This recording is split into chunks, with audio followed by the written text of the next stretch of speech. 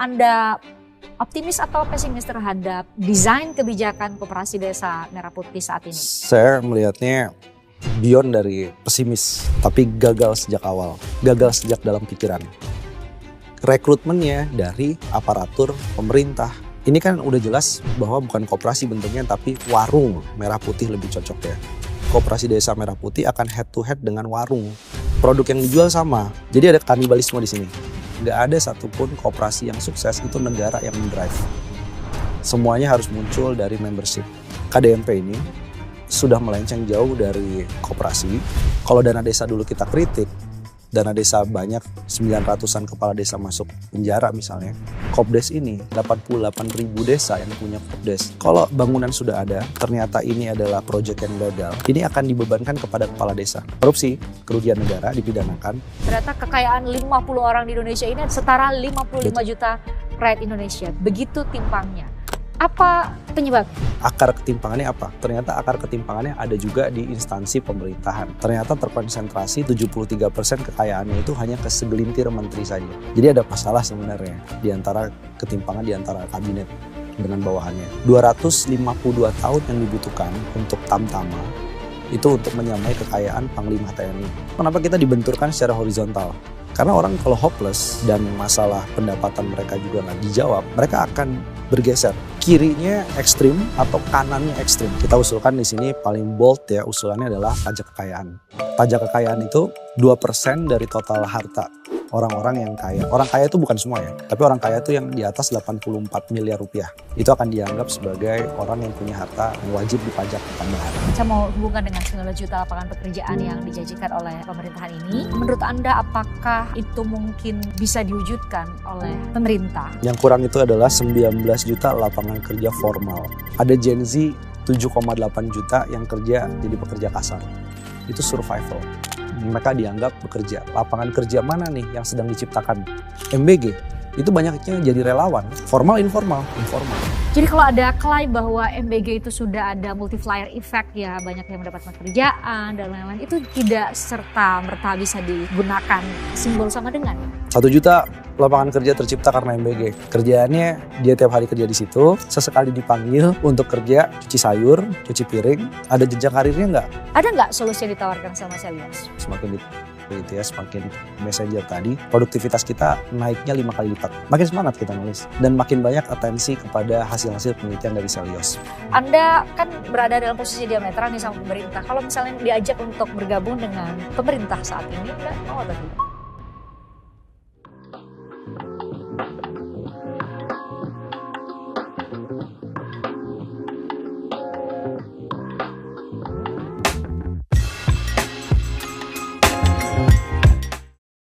Ada lagi soal salah satu yang juga besar anggarannya, maka mungkin bisa kita lihat itu sebagai salah satu prioritas juga adalah mengenai misalnya Koperasi Merah Putih, Mas Bima. Kan kalau Indonesia ini kan dari dulu, dari saat zaman Bung Hatta tuh ada koperasi, tapi saat ini disampaikan bahwa Koperasi Merah Putih akan menjadi jawaban terhadap bentuk-bentuk koperasi. Ada KUD dulu dan lain-lain yang selalu gagal, yang akhirnya orang mempersepsikan bahwa namanya koperasi itu nggak modern, itu lebih ke charity, nggak ada perkembangan. Padahal kan sebenarnya konsepnya adalah itu adalah salah satu instrumen untuk bisa membuat seluruh rakyat Indonesia ini bisa kembali lagi ke pasal 33 gitu ya, Undang-Undang Dasar, bahwa semuanya kita bisa menikmati, bisa sejahtera, sederhananya seperti itu. Anda optimis atau pesimis terhadap desain kebijakan Koperasi Desa Merah Putih saat ini? Saya melihatnya beyond dari pesimis, tapi gagal sejak awal. Gagal sejak dalam pikiran. Kenapa? Kalau ini merujuk kembali kepada Hatta, di Eropa itu, kenapa koperasi punya supermarket? Di Singapura deh, nggak usah jauh-jauh. Di Singapura itu salah satu minimarket dan supermarket jaringan terbesar. Itu yang punya NTUC. Itu adalah serikat buruh yang ada di Singapura. Itu koperasi. Jadi lawan tanding dari free market atau kapitalisme. Nah yang terjadi ini, kok nggak belajar dari koperasi unit desa diulangi lagi menjadi KDMP ini. Rekrutmennya dari aparatur pemerintah untuk merekrut 30.000 sekian pegawai Koperasi Desa Merah Putih. Ini kan udah jelas bahwa bukan koperasi bentuknya, tapi warung merah putih lebih cocok ya. Yang harus dipikirkan juga, Kenapa masyarakat itu banyak yang melihat Koperasi Desa Merah Putih akan head to head dengan warung. Produk yang dijual sama. Jadi ada kanibalisme di sini. Jadi mulai dari minyak kita, pupuk subsidi, kemudian ada produk-produk subsidi lainnya, itu dijualnya lewat Koperasi Merah Putih. Padahal warung sebelahnya pasti akan kehilangan konsumen. Kalau Koperasi Desa Merah Putih, dia dapat penunjukan, dapat harga, dari Agrinas juga. Pasti nggak akan bersaing nih sama warung-warung kecil ini. Kenapa bukan dia menjadi agregator? Jadi saya kasih jalan keluarnya, Koperasi Desa Merah Putih harusnya jadi agregator. Apa yang kurang di desa-desa ini? Sehingga koperasi jadi jelek. Karena fungsi koperasi itu sebagian besar adalah simpan pinjam. Tapi koperasi sebagai agregator, jadi barang dari petani, barang dari pengrajin, itu koperasi yang mencarikan pasarnya. Jadi kemarin saya habis dari Cianjur, dan di sana ngelihat apa sih masalahnya? Sayur ini kenapa sayurnya kok nggak dibeli sama BGN? Tidak dibeli sama dapur-dapur itu. Jadi MBG belinya tetap ke pengepul. Padahal mereka adalah sentra penghasil sayuran. Berarti yang kurang apa? Pengepul itu yang harusnya dijadikan sebagai koperasi. Nah inilah, tapi koperasi ini kan harus dari anggota ke anggota. Bukan dari pemerintah atau negara yang main tunjuk. Yang penting bangun jadi dan lain-lain. Ada yang bilang ini masalah korupsi yang secara sistemik. Tapi itu satu hal. Itu biar teman-teman yang transparansi dan lain-lain. Tapi saya lebih mikir kalau tetap dipaksa model koperasi seperti sekarang, head to head dengan warung UMKM, warung Madura dan lain-lain, ini akan menciptakan konflik horizontal di level masyarakat bawah. Dan siapa yang akan menjadi pembayar dari Koperasi Desa Merah Putih yang hutang kepada bank-bank BUMN? Jawabannya adalah yang akan membayar itu mengorbankan dana desa. Pada akhirnya? Pada akhirnya. Karena memang yang mencicil nanti adalah dari dana desa dan pemerintah daerah. Berarti yang ngurangin dong pembangunan jalan rusak, kita bisa salahkan Koperasi Desa Merah Putih.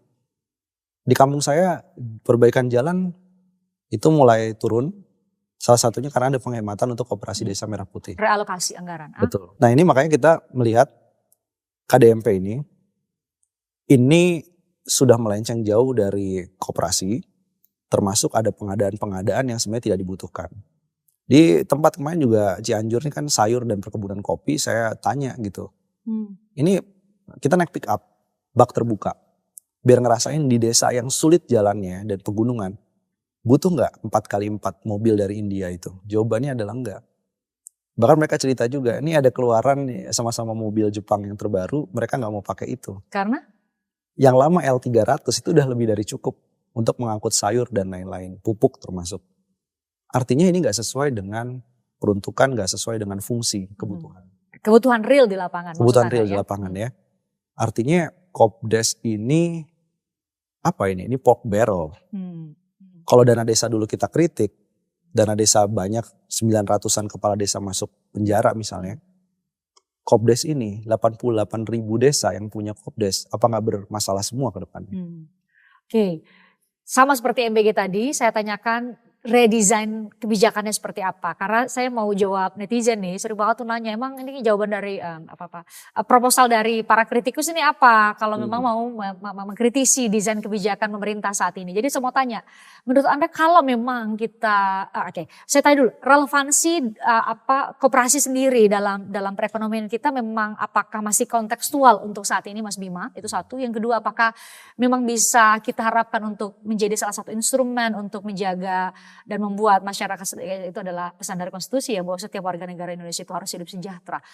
Itu dulu, itu cukup atau tidak menurut Anda? Dan baru kemudian saya minta Anda untuk sampaikan desain kebijakan koperasi kalau memang kita masih butuh, itu seperti apa menurut Anda? Koperasi itu butuh Indonesia. Saat ini? Saat ini. Ada anak-anak muda dan juga para akademisi yang sudah memulai konsep koperasi perumahan. Karena masalah kita salah satunya adalah perumahan. Perumahannya terlalu liberal, spekulasi tanah. Gimana anak-anak muda bisa dapat perumahan yang layak bahkan di tengah kota? Kalaupun ada kan harus KPR jauh di ujung-ujung daerah ya. Daerah-daerah penyangga gitu ya. Daerah penyangga. Ternyata jawabannya adalah bisa. Dan badan hukumnya apa? Koperasi. Penerbitan buku yang karyawannya sampai 20, 30 di banyak daerah. Ada juga yang bentuknya adalah koperasi. Jadi koperasi itu bisa jadi lawan tanding sebenarnya dari sistem yang menghisap hari ini. Tapi bukan jawabannya koperasi desa merah putih. Nah di sini ada perbedaan. Okay. Makanya ada yang bilang ini koperasi desa merah putih. Ya silahkan itu claiming label. Tapi secara konsep pasti ahli teoritis manapun gak ada satupun koperasi yang sukses itu negara yang mendrive. Semuanya harus muncul dari membership. Jadi gini, saya waktu itu kan kuliah di Inggris. Inggris itu adalah negara yang unik. Dia monarki konstitusional, parlementer, tapi sistem ekonominya kalau dilihat, oh Inggris liberal, ada masalah ketimpangan dan lain-lain. Yes, tapi jangan lupa bahwa supermarket dan toko-toko baju bekas itu dikelola oleh koperasi. Dan itu lapangan kerja terbuka besar sekali. Saya coba masuk salah satu supermarketnya, merasakan koperasi itu manfaatnya buat saya apa. Gini Mbak, gabung ke koperasi yang ada di Inggris itu cuma membeli satu makanan aja. Kemudian ditawarin kartu keanggotaan koperasi. Itulah koperasi. Konsumennya jadi anggota dari koperasi itu. Bukan negara yang kemudian bilang, yuk jadi konsumen koperasi atau jadi anggota koperasi. Jadi kita tuh cuma beli satu makanan aja, bisa menjadi member dan berhak untuk datang ke pembagian sisa hasil usaha tiap tahun. Kopdes Merah Putih gimana pembagian hasil usahanya? Orang masih ada cicilan harus dibayar ke Bank Himbara. Jadi dari tataran konsep aja menurut Anda itu sudah, Anda katakan seperti Anda katakan tadi, itu sudah salah kaprah dari awal menurut Anda. Dari awal. Karena kan berarti intinya koperasi itu kan adalah kemandirian, ada right untuk right saja gitu ya. Kalau ini kan berarti ada intervensi, dalam tanda petik intervensi positif karena diberikan dalam bentuk dana gitu ya dari negara, dan itu pun melalui entitas negara yang lain, Bank Himbara gitu ya, pembiayaan-pembiayaannya gitu ya. Jadi menurut Anda koperasi di Indonesia ini, kalaupun dalam Anda punya kesempatan untuk menyampaikan kepada pemerintah, sering sudah menyampaikan. Semoga bisa didengarkan suatu saat nanti.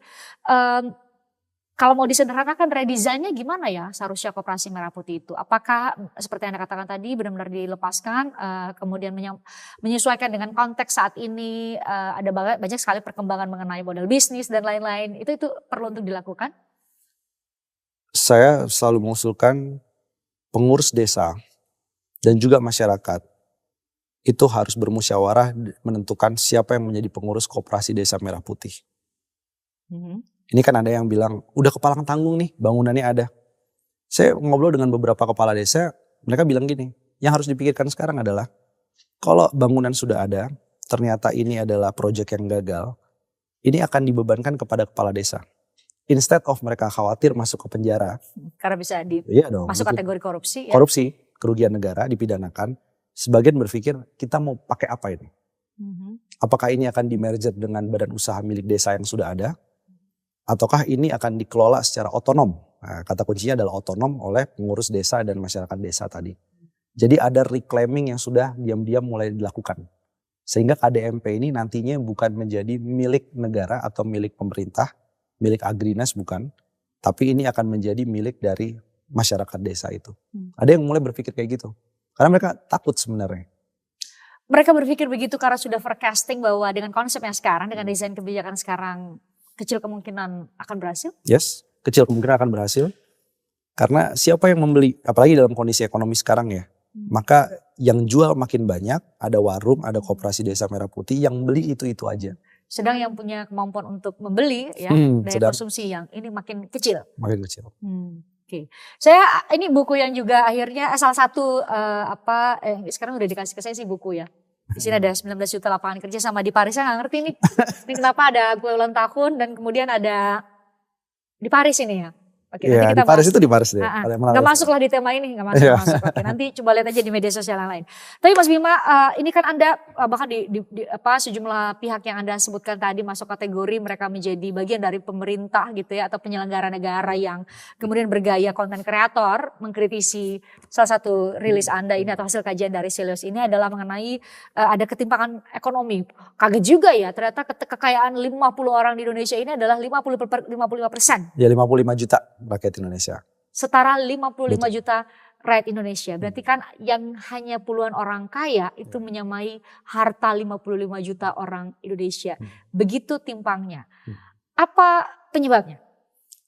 Dan di sini yang menarik adalah ketimpangannya multidimensi.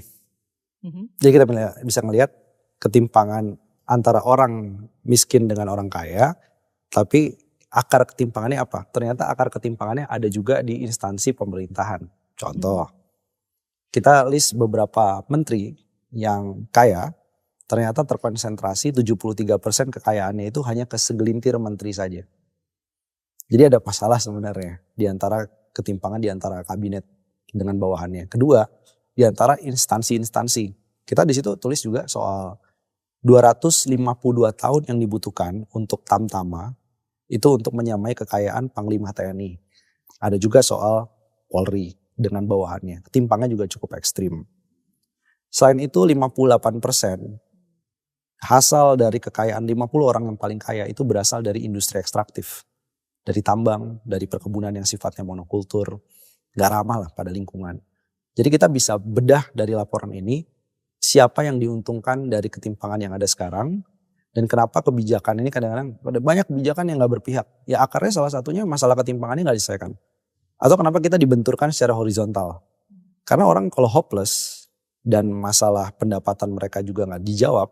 Mereka akan bergeser. Kirinya ekstrim atau kanannya ekstrim. Jadi ekstremitas itu juga muncul karena ketimpangan. Tapi ada solusi yang kita tawarkan di sini. Nah, betul. Salah satunya adalah apa sih solusinya kalau udah tahu ada masalah ketimpangan yang membuat ekonomi kita ya dinikmati segelintir orang. Kita usulkan di sini paling bold ya usulannya adalah pajak kekayaan. Dan kalau nggak salah direspon juga oleh Menteri Keuangan ya sedang direncanakan tapi paling lambat 2028. Kita maunya sekarang. Apa itu? Pajak kekayaan itu 2% dari total harta orang-orang yang kaya. Orang kaya itu bukan semua ya. Tapi orang kaya itu yang di atas 84 miliar rupiah. Itu akan dianggap sebagai orang yang punya harta yang wajib dipajak tambahan. Sekarang ini masalahnya banyak pajak itu lewat pajak penghasilan. PPh 21. Makanya kalau kita lapor SPT kan ada PPh 21-nya, gaji. Tapi orang kaya itu banyak gak terima gaji. Mereka terimanya yang namanya keuntungan dari aset, capital gain. Propertinya 3, padahal dia tempatin 1, sisanya ada yang disewakan, ada yang juga yang kosong. Tujuannya biar harganya naik terus. Udah gak dipakai kosong harganya naik. Untung dong. Nah disinilah yang membuat ketimpangan itu harus diselesaikan dengan instrumen pajak kekayaan. Jadi kita ambil salah satunya dari rekomendasi Thomas Piketty misalnya. Ini kan ekonom Prancis, kemudian ada Gabriel Zucman. Jadi banyak ekonom-ekonom secara global itu ngelihat bahwa pajak kekayaan itu jadi solusi. Jadi kalau dilihat nih.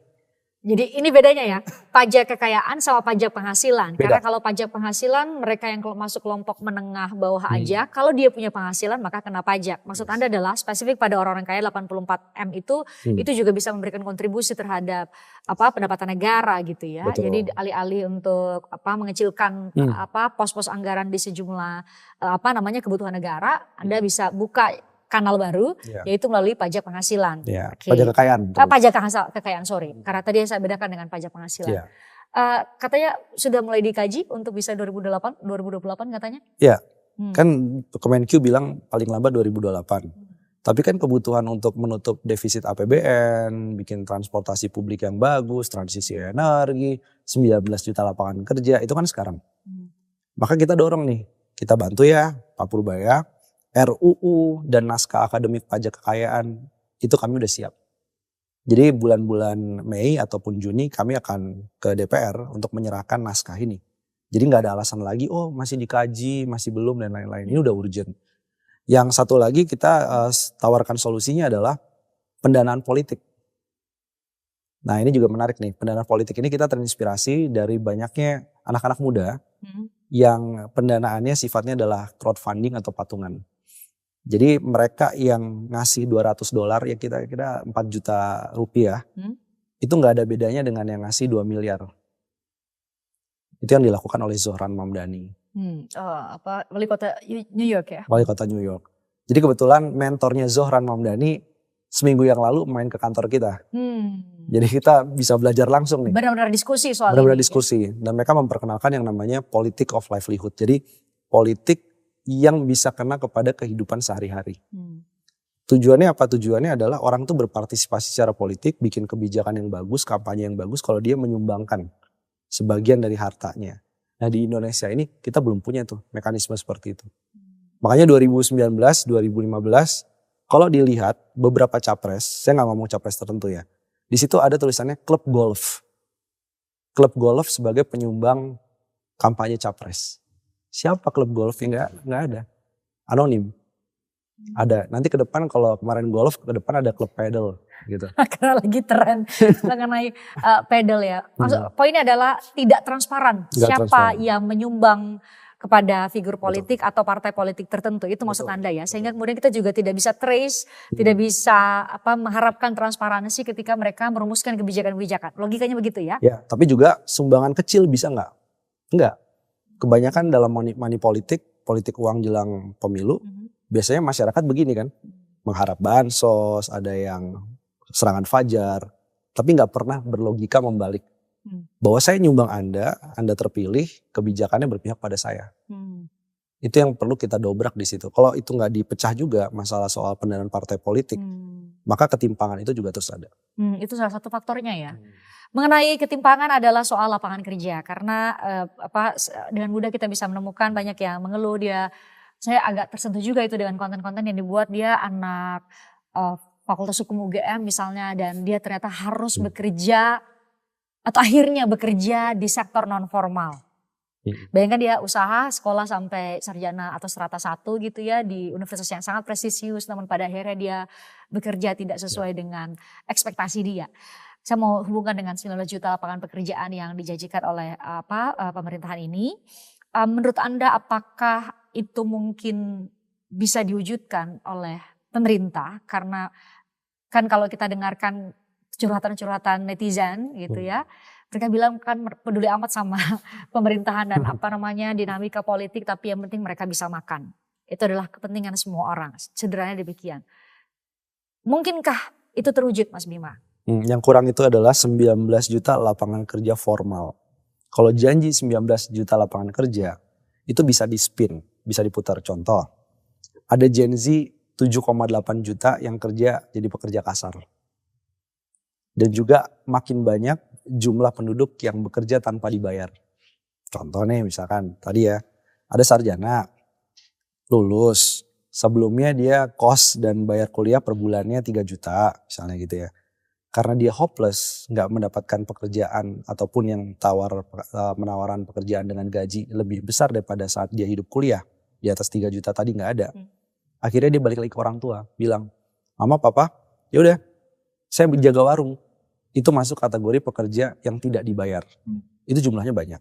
Jadi kalau hanya sekedar lapangan pekerjaan, nanti akan di-spin, oh ada yang bekerja, kita sudah menciptakan itu. Tapi sebenarnya itu bukan karena kontribusi negara. 97% UMKM kita itu ada di kelompok mikro. Itu survival. Mereka dianggap bekerja. Begitu ditelepon ya oleh BPS, disurvei, didatangin rumahnya. Apakah Anda bekerja? Iya, jawabannya bekerja. Nah itu karena tadi ada permasalahan soal definisi bekerja itu yang seperti apa. Kalau kerja sekedar kerja sih 1 jam dalam seminggu bantuin orang tua itu nanti bisa di checklist sebagai bekerja. Itu problematis. Jadi tapi kalau 19 juta lapangan pekerjaannya adalah formal, spesifiknya adalah industri, manufaktur, industri pengolahan, hilirisasi misalkan masuknya di situ, itu berkualitas. Nah ini jadi problem nih, lapangan kerja mana nih yang sedang diciptakan? Sebagian adalah lapangan kerja yang informal. MBG itu banyaknya jadi relawan. Tukang masaknya, ya? Betul. Itu masuknya ke kategori relawan. Pekerja kontrak. Formal, informal. Gitu. Jadi kalau ada klaim bahwa MBG itu sudah ada multiplier effect ya, banyak yang mendapat pekerjaan dan lain-lain, itu tidak serta merta bisa digunakan simbol sama dengan. Gak bisa. 1 juta lapangan kerja tercipta karena MBG. Pertanyaannya banyak tuh. Kerjaannya dia tiap hari kerja di situ, sesekali dipanggil untuk kerja cuci sayur, cuci piring, atau gimana? Apa seumur hidup? Ada jenjang karirnya nggak? Bisa nggak mereka yang disebut relawan SPPG dapur tadi, yang tadinya cuci sayur bisa jadi pemilik SPPG? Jenjang karirnya disediakan nggak? Belum yang sudah bekerja, overwork apa nggak? Tekanan kerjanya gimana? Ini yang harus dipotret.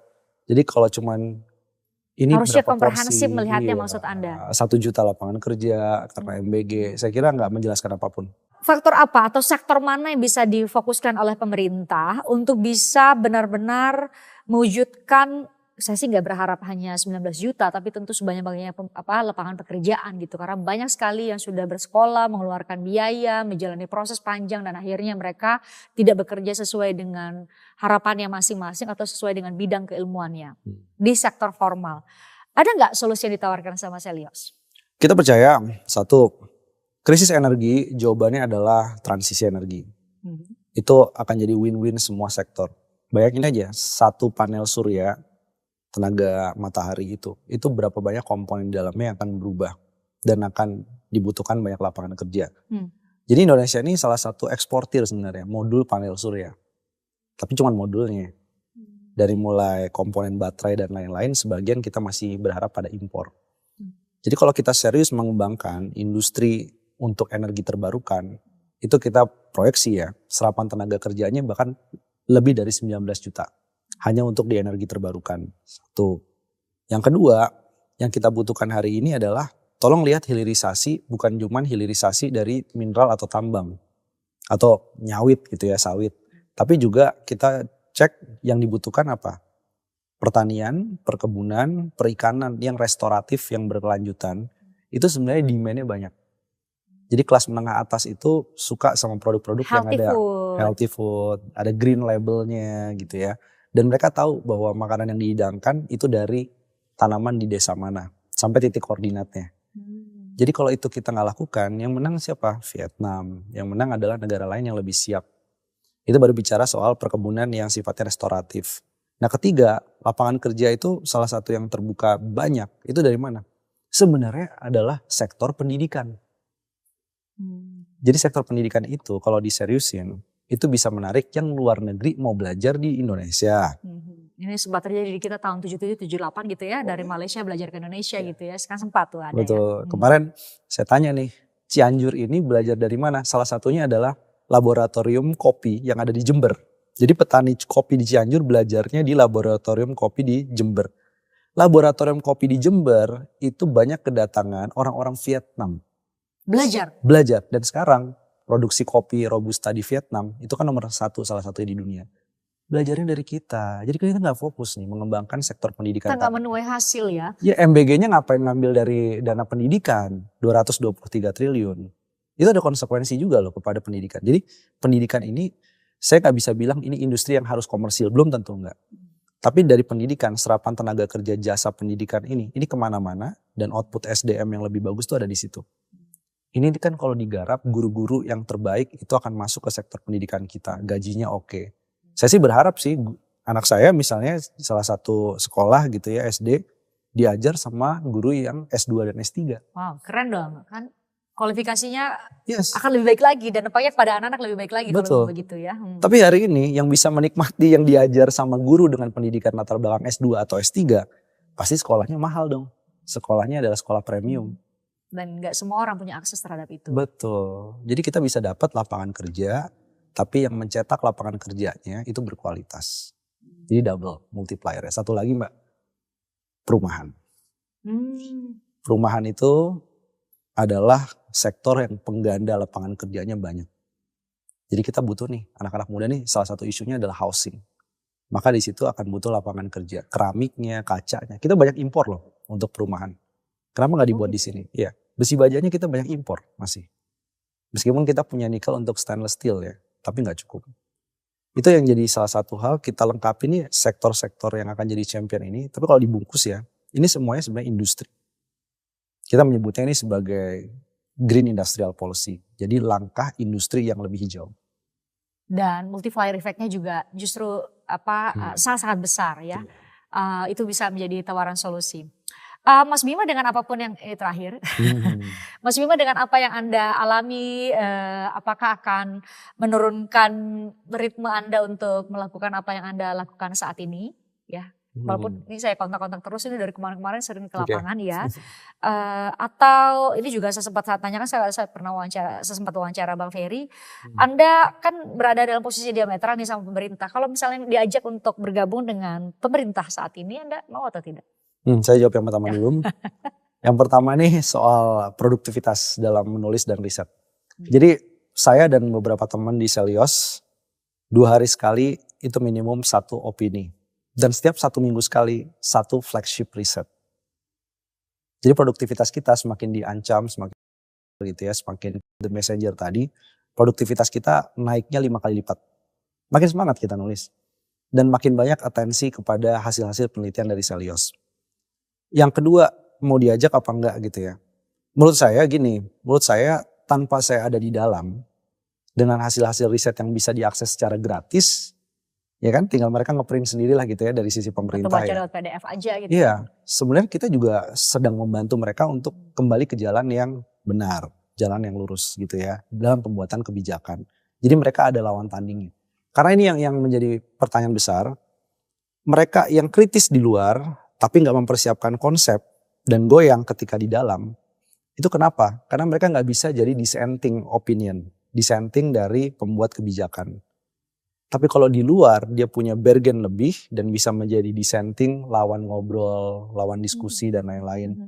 Sebenarnya kualitas kebijakannya jadi lebih bagus tanpa saya harus terlibat di dalam pemerintahan. Mereka mau pakai nggak cara itu?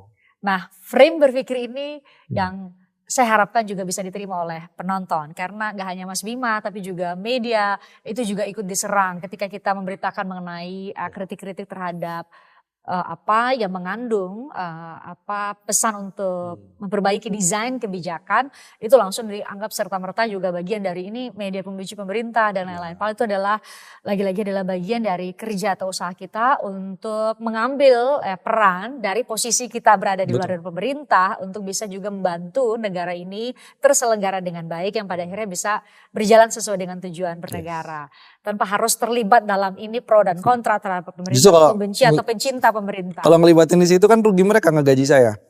Ya juga ya. Iya, di sini kan gak digaji, mikirin buat negara ya kan, bikin kajian terus. Ya juga sih.